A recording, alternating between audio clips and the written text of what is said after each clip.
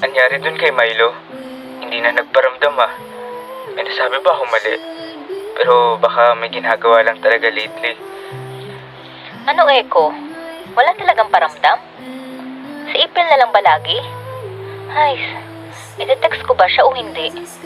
Sige na nga. Hi, Eko. Musta na? Miss na kita.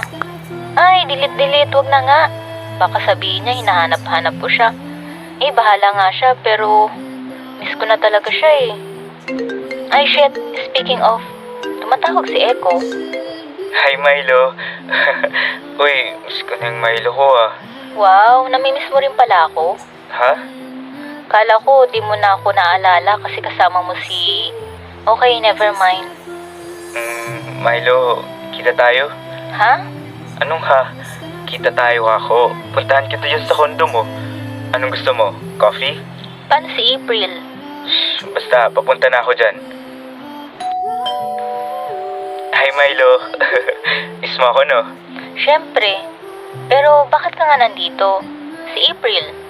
Kasi sina tita naman na daw ang bahala kay April. Sila na raw ang magbabantay. Okay. Pwede magtanong? Sige, ano yun? Kaya ba ayaw mo tanggapin yung pagiging fake relationship natin dahil... Dahil? Wala.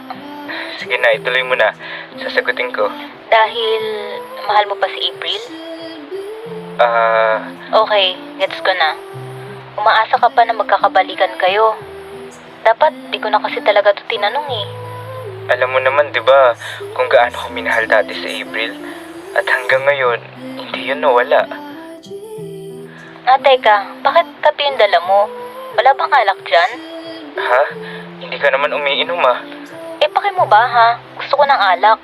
O teka, bakit ka nagagalit? Umiiyak ka ba? Hindi. May nasabi ba akong mali? Hoy, Milo, ano? Bulag ka ba talaga? Hindi ka marunong makiramdam. Anong sinasabi mo? Hindi kita naiintindihan. Hindi pa ba halata? Gusto kita. At nagsiselos ako kay April. Dati pa, Eko. Sorry, Ali. Sorry? Kasalanan ko to eh.